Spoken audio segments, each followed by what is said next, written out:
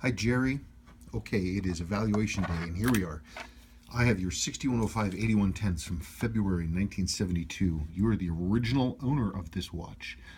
You were a scuba instructor for many years, so I got a lot of saltwater exposure. Stopped running about 20 years ago, but you've kept it, and you said it's never been serviced. Okay.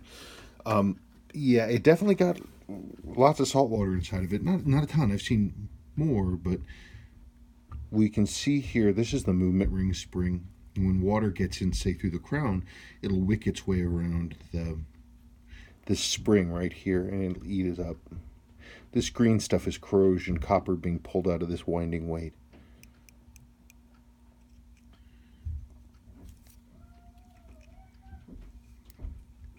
I'm not really seeing any, obviously not life out of it, but it's not even, your balance moves. I don't dare try and get it running.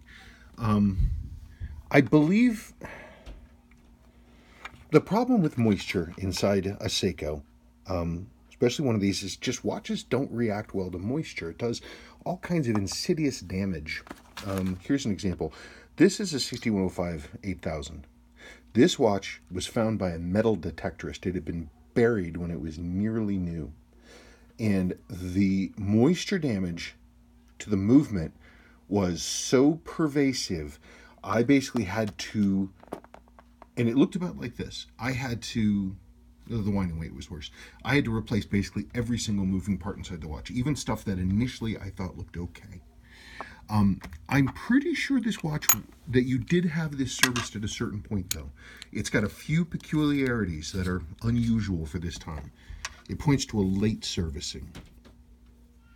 Firstly, this is very interesting, you have a type 1 crystal in here. That's really unusual. These models, these watches, Seiko made 4 different versions of this crystal. And the first was a very high one, and then with each successive generation, they lowered it. This one was the high one, the first one, and it was phased out pretty quickly in 1970 because it was a chip magnet.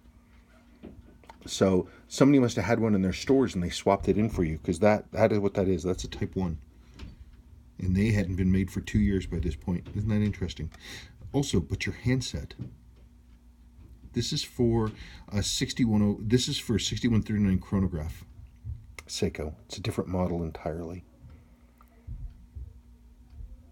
Now, we can definitely bring it back.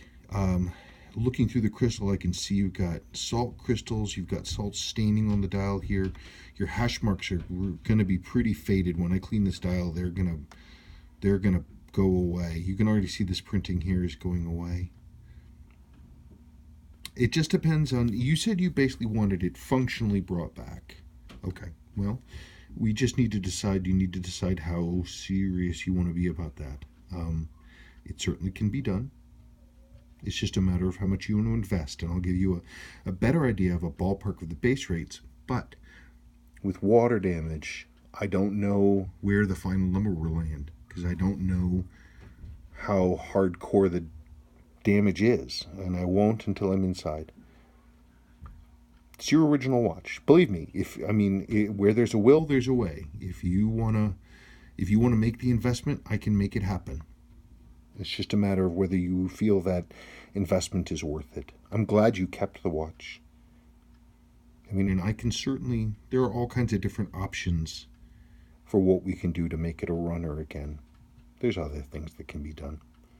If you're not concerned about originality and the movement is truly damaged, I can do things like I can put in the next generation movement, which is a 6309. They drop right into this case. I have to change the stem, but the crown stays the same. The hand fits, the dial drops right in, and it's a lower cost alternative if the 6105B movement is badly damaged. But if we can bring back the 6105B, then that would be the great thing to do, because then your watch would be original to itself, which would be nice. Type 1. That's crazy. High top type 1. Isn't that interesting? That's very funny. Very interesting. This is a height. That's a type 2 right there. So you can see the type 1 and the type 2 if you see the height of the crystal there. Interesting. Okay, well, you let me know what you want to do, and we'll go from there. And let's work together and figure this out for you. Okay, thank you.